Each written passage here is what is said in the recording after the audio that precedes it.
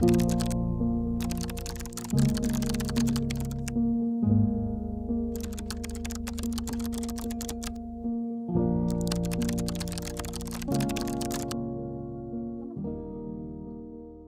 the Great War was approaching its final phase, the political map of Europe was about to suffer radical changes.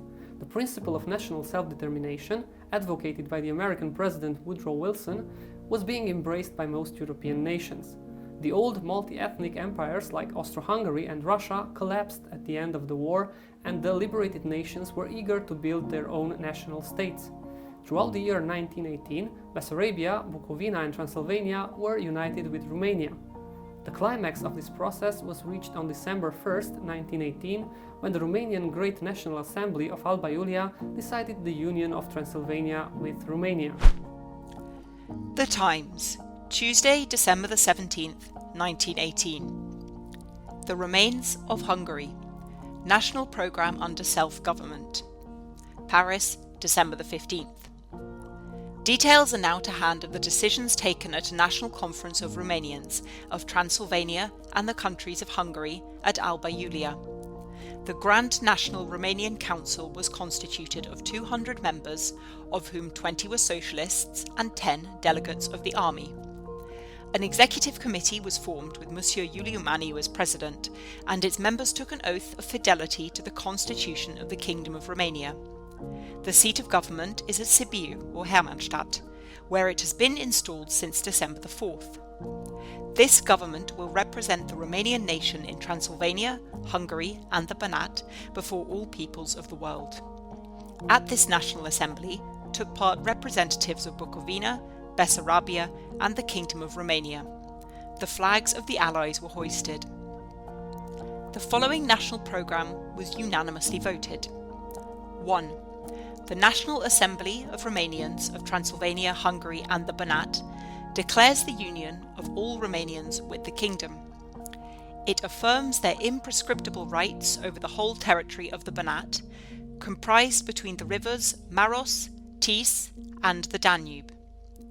It grants the inhabitants of the said territories provisional autonomy till a constituent assembly, elected by universal suffrage, shall take a definite decision.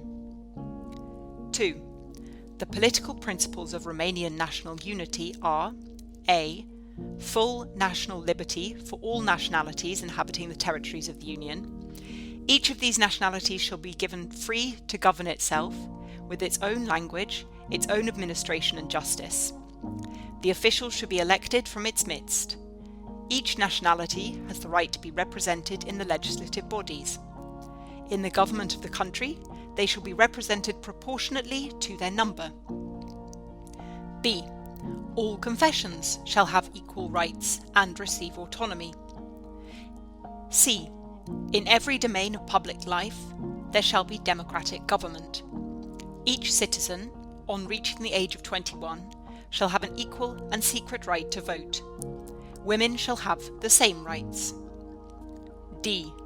Complete liberty of the press, of meeting, and of association. Each can propagate thought freely. E. Radical agrarian reform. All estates, especially big estates, shall be conscribed. On the basis of this conscription, the right of entail shall become extinct. The latifundia shall be reduced, and facilities given to small peasants to obtain land which they can cultivate with the members of their families. The guiding principle is equalization of social levels and the growth of production. To industrial workers shall be assured all rights enjoyed by the workers in the civilized countries of the West. The Great Union was followed by a long and arduous diplomatic fight for international recognition. Romania's former war allies, like Great Britain, had an important role in securing this important historical achievement. The Economist, March the 20th, 1920. The future of Bessarabia. The decision of the Supreme Council in London to recognise the union of Bessarabia with Romania was published on March the 12th.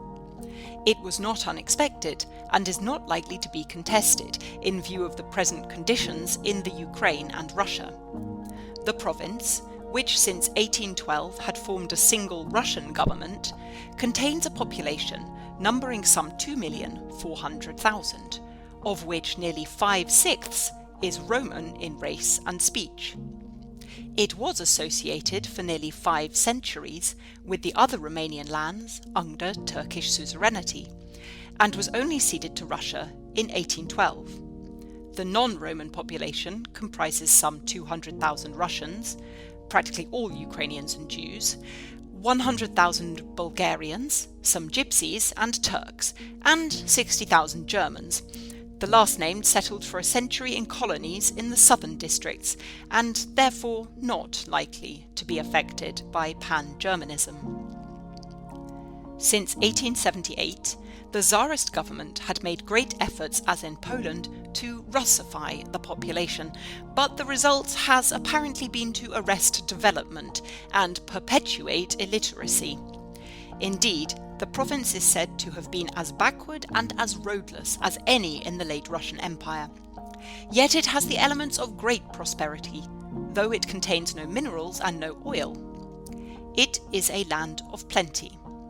The northern half forms part of the famous Black Earth region, and produces large crops of wheat, barley, rye and maize, as well as valuable wines.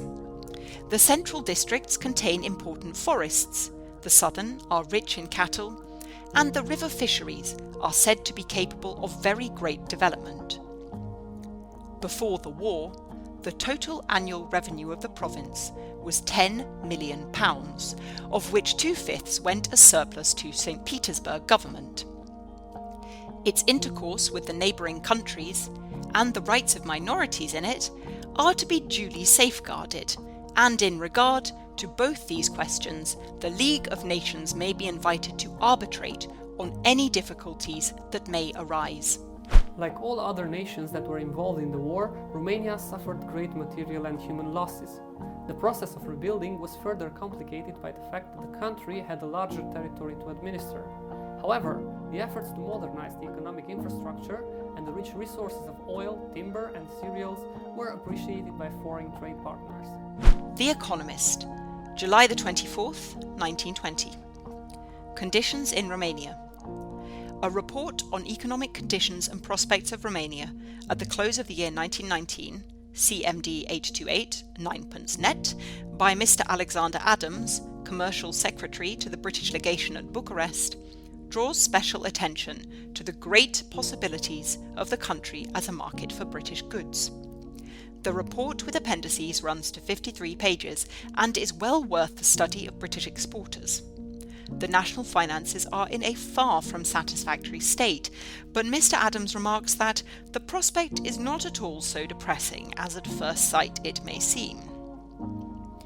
Existing taxation is to be increased in the next budget, with a view to bringing revenue and expenditure into closer relation. The public debt at December 31st last amounted to 9,000 million lei, and the monthly deficit is now about 200 millions. The future exportable surplus of Greater Romania is estimated at 5 million tonnes of cereals, 500,000 standards of timber, and 1 million tonnes of petroleum products. Before the war, Romanian trade was an offshoot of German and Austrian home trade, but now German and Austrian goods will first have to pass through territories of other states. British goods, on the other hand, will be carried direct by steamer to the ports of Romania on the lower Danube. The crops of the past 2 years have been much below the average, but this year's harvest is expected to suffice for the home food supply. The government is making every effort to obtain agricultural machinery and to distribute repaired machinery amongst the peasants. The outlook is, however, infinitely better than it was a year ago, and the steady progress already achieved during the first year after the war may serve as an index to the trend of events in the future. The Romanian royal family continued to play an important role in managing the international relations of the country. The marriage of Princess Marie of Romania to King Alexander I of Yugoslavia in 1922 was considered a significant diplomatic success because both countries had territorial gains after the First World War and shared common rivals among neighboring countries.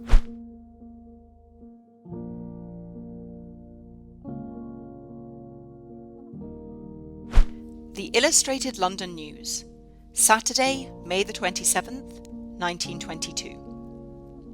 A king's daughter to marry a king, the Balkan royal bride. To marry King Alexander of the Serbs, Croats and Slovenes at Belgrade next month, Princess Marie of Romania, with her mother, the Queen in national costume, and pet Borzois. A bride to whose royal groom, the Duke of York, is to be best man, Princess Marie of Romania, with her father, King Ferdinand of Romania, at the castle of Sinaia. Particular interest will be taken in this country in the royal wedding at Belgrade next month, owing to the fact that the Duke of York is to be best man to King Alexander of the Serbs, Croats and Slovenes, whose bride is Princess Marie, second daughter of the King and Queen of Romania. According to present arrangements, the bride, with the Romanian royal family, is to leave Bucharest for Belgrade on May the 29th, and at Orsova she will embark in the royal yacht, among whose escort will be the British gunboat HMS Glowworm. The Duke of York is expected to arrive in Belgrade on May the 30th, escorted by Colonel Ostojic, the Yugoslav military attaché in London. Among the ceremonies before the wedding will be the presentation to the bride of the branches of rosemary by a deputation of girls. The wedding, performed by the Serbian Patriarch, will take place at Belgrade Cathedral, and the honeymoon will be spent at the castle of Bled in Slovenia. It was stated that the wedding might be postponed from June the 1st to June the 8th, owing to the illness of the bride's sister, the Duchess of Sparta. When the Paris Peace Conference ended, the Romanians were finally able to celebrate their monumental achievement. The Great Union of Romania was marked by a lavish coronation ceremony held in Alba Iulia. A new Orthodox cathedral was built for this unique occasion. King Ferdinand I and Queen Marie were crowned on October 15, 1922. The Duke of York was among the foreign guests who attended the ceremony. The Illustrated London News, Saturday, October the 28th, 1922. A new era in Romania, the coronation pageantry. Wearing her crown made of Transylvanian gold, Queen Marie. After putting on his own crown, King Ferdinand placing the Queen's crown on her head. Wearing his crown made from captured Turkish guns, King Ferdinand. Watching the pageant after the state entry into Bucharest, the Queen of Genoa, extreme left, the Queen of Yugoslavia, fourth from left, the Queen of Greece, fifth, and the Crown Prince of Romania, sixth. In the uniform of a Wing Commander RAF, the Duke of York at a review. The commencement of the act of coronation, generals robing the King and Queen. Riding her favourite charger, on which she led a march past, Queen Marie. Our last issue, we illustrated the cathedral specially built at Alba Iulia, in Transylvania, for the Romanian coronation, together with the Queen's crown and some of the royal robes. Here we give photographs of the actual ceremonies. The coronation itself took place on October the 15th. The two crowns were presented by the presidents of the Senate and the Chamber, and the coronation robes were placed about the shoulders of the King and Queen by 4 generals of the Romanian army.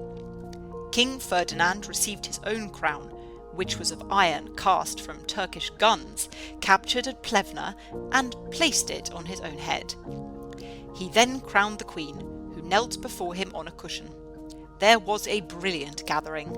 Great Britain was represented by the Duke of York, France by Marshal Foch and General Weygand, and Italy by the Duke of Genoa.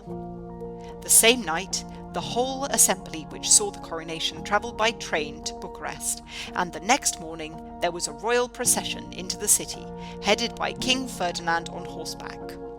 Later the royal party, watched a pageant representing the history of Romania from Roman times to the present day.